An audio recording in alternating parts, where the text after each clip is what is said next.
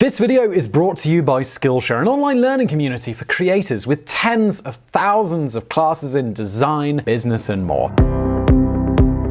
If you click below, you will get a 2-month trial for free. Premium membership with Skillshare gives you unlimited access to their platform, so you can join the classes and communities that are just right for you. Whether you want to fuel your curiosity, creativity, or even your career, Skillshare is the perfect place to keep you learning and thriving. I've recently taken a course on better email management. My inbox was getting pretty out of control and I didn't really know how to tackle it. So I went on Skillshare, I found something to sort me out, and now I've got an actual system in place for dealing with emails rather than just having the train wreck that I had previously. That course is called Email Productivity: Work Smarter with Your Inbox. It's by someone called Alexandra Samuel, and I'd recommend checking it out. So yes, Skillshare, just go do it. You can get 2 months for free, and after that it's just $10 a month, which is incredibly affordable, especially when compared to pricey in-person courses and workshops. Support VisualPolitik by supporting Skillshare. That would be great. Link below, and let's get into it.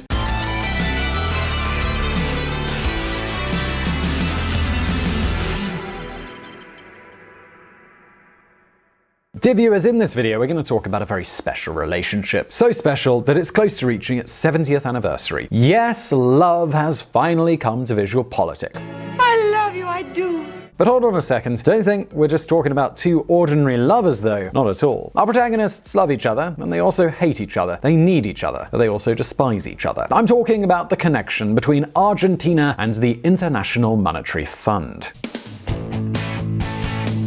Pero todo este tiempo tampoco hubo acuerdo con el Fondo Monetario Internacional. Le pagamos, le dijimos chau, recuperamos nuestra soberanía, recuperamos nuestra dignidad, y el Fondo Monetario Internacional no viene más a conducir los destinos de la economía de la patria como lo hizo durante tanto tiempo. El rol del presidente de la FIFA ha sido bastante más satisfactorio que el rol del director del fondo o de los directores del Fondo Monetario Internacional.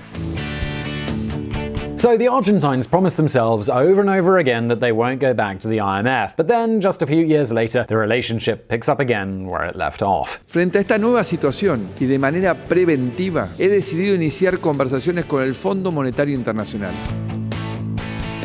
To give you an idea, since the mid-1950s, Argentina has had to negotiate an IMF rescue package roughly every 4.5 years. So why on earth does Argentina keep having this recurring dependence on the IMF? Whose fault is it? Can this relationship ever be finalized? Well, let's investigate. But first, we need to know how it all began.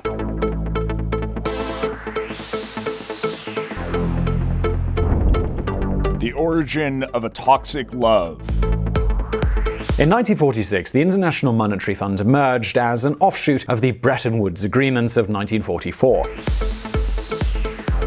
Back then, World War II had just ended. Europe was shattered and the Western allies were preparing to face economic consequences and the demands of reconstruction. At that time, the idea in everyone's minds was to avoid what had happened after World War I. That is, to accelerate recovery and avoid the emergence of crises that could tip some countries towards radical movements or even nudge them into the Soviet orbit. With that in mind, and with the Marshall Plan, 3 institutions emerged from Bretton Woods to achieve this goal. These institutions are still with us today. First, the IMF, or International Monetary Fund, would act as a last resort lender for countries with strong fiscal imbalances or currency crises. In other words, the IMF would provide the necessary resources so that these countries could develop reforms with which to correct their imbalances. Secondly, what we know of today as the World Bank was created in order to be in charge of offering loans with low interest rates and long loan repayment periods to help countries finance their reconstruction and encourage large investment projects. The third one was GATT, the General Agreement on Tariffs and Trade, the prelude to what is now the World Trade Organization, which was born precisely to promote free trade, thus favor economic growth. Although it may be hard to believe today, at that time Argentina had some of the best economic conditions on the planet, which is why it was invited to be a founding member of the IMF from the outset.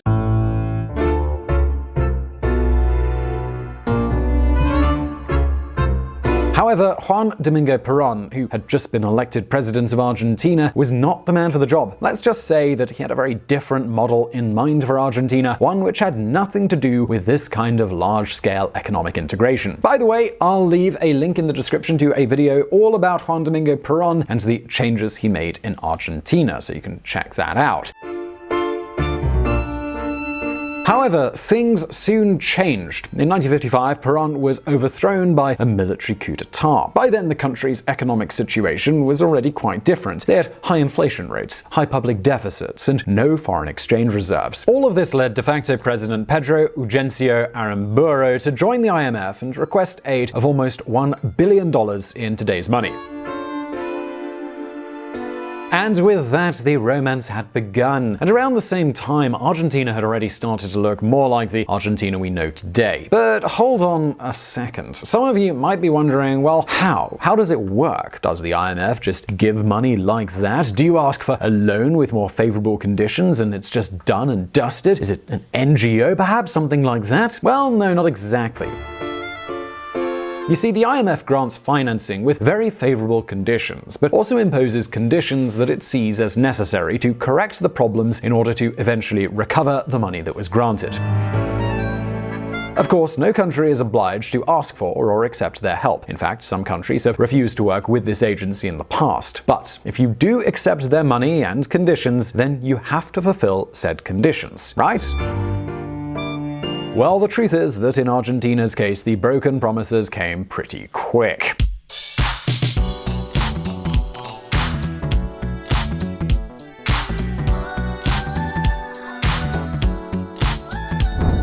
Same old story. When Arturo Frondizi took over as president in 1958, just 2 years after Argentina's first bailout, the country again asked the IMF for help. On that occasion, the IMF's condition was that, in exchange for receiving the money, Argentina would have to push through a significant cut in public spending and eliminate import price controls and restrictions. Then, once they received the money, well, let's just say the adjustment plan was never fulfilled. In fact, the following government, that of Arturo Umberto Illia, decided to distance itself completely from the fund's recommendations, and of course, things did not improve. Quite the opposite, in fact.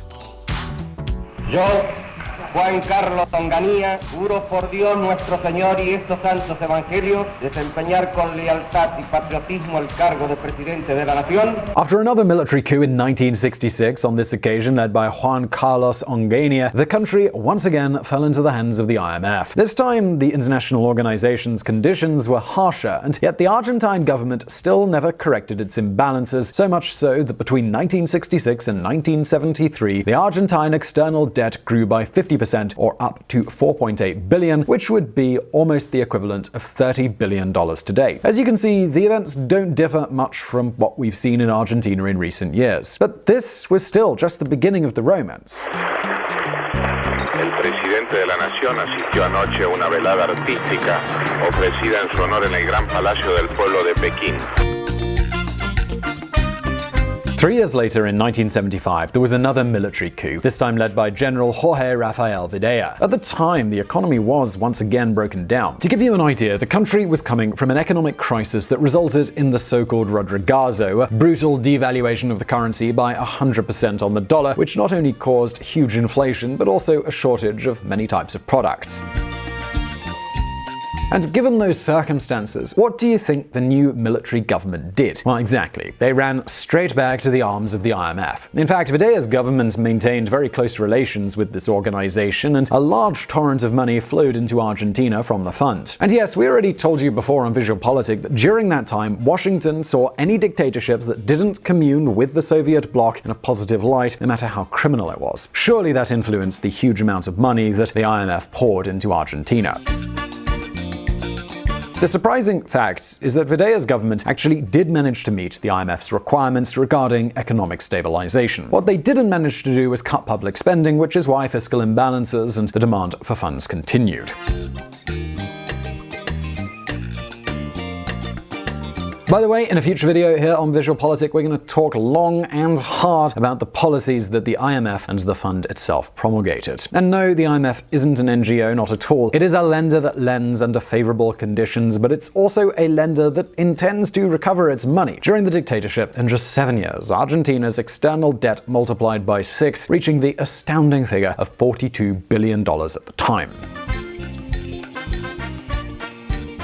It was obvious that the country was broke. And to top it off, this period under military rule ended with the Falklands disaster. This happened just when they thought things couldn't get any worse. Están instalándose en momentos en que vemos al doctor Raúl Alfonsín.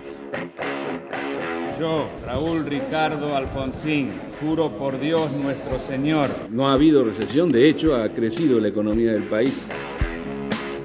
After that last blow, there was a return to democracy when Raúl Alfonsín came to power on December 10th, 1983. Democracy came with many expectations.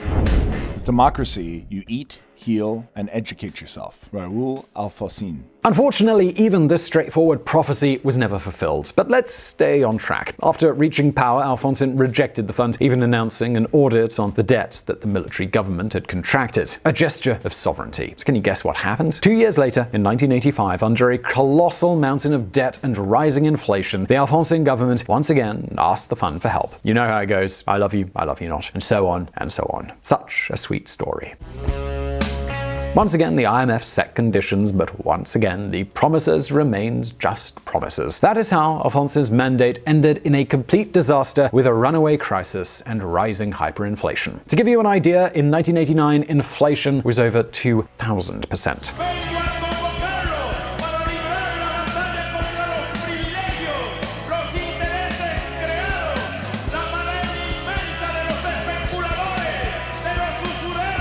And then came a brand new president, Carlos Menem, and with him came more help from the IMF, the Brady Plan.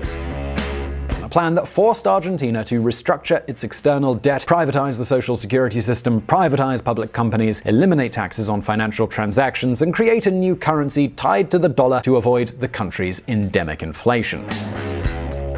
Many things were done during Menem's time, especially during his first term, and what's more, it actually worked. But he still didn't do the most difficult thing of all. He didn't adjust public spending. In fact, he did quite the contrary. Under this president's mandate, public spending continued to grow, and with it, the government's external debt. Check this out.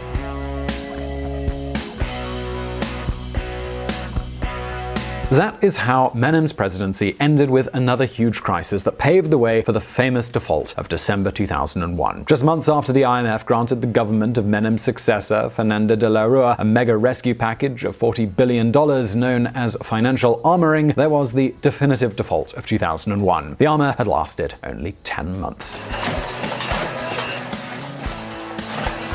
And after that came a new crisis that pushed poverty in Argentina to above 50% of the population.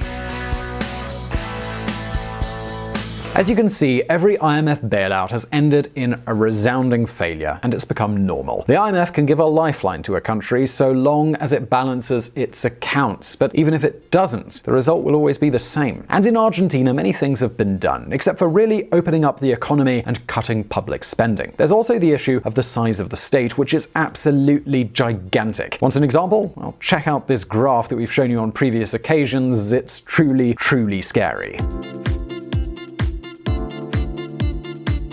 And do not think that this has been a good deal for the IMF. Not at all. Argentina has been an example of this organization's incapacity. It has been a source of constant humiliation because Argentine politicians accepted the money but never corrected the problems. And so with such a mess and this lack of reliability, nothing was working. Nothing could work. But then what happens with Kirchnerism? They never sought funding from the IMF. So why did Macri? Soportando los apretujones y los aprietes que nos puedan hacer, pero no nos van a quebrar, compañeros y compañeras. He trabajado toda mi vida y he sido una muy exitosa abogada. Ahora soy una exitosa presidenta también.